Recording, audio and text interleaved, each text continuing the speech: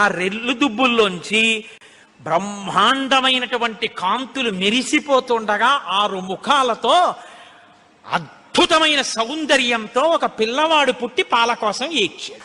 అమ్మయ్యా, పుట్టాడు రా పిల్లాడు, శివపుత్రుడు జన్మించాడు, మన బాధలు తీరాయని వాళ్ళందరూ పొంగిపోయారు. 6 ముఖాలతో పుట్టాడు కాబట్టి షణ్ముఖుడు.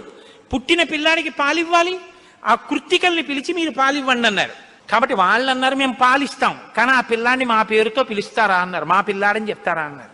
కాబట్టి కార్తికేయుడు అగ్నిలో శివవీర్యం చాలా కాలం నిలవ ఉంచబడి అగ్నిహోత్రుడు గంగలో ప్రవేశపెట్టాడు కాబట్టి పావకి.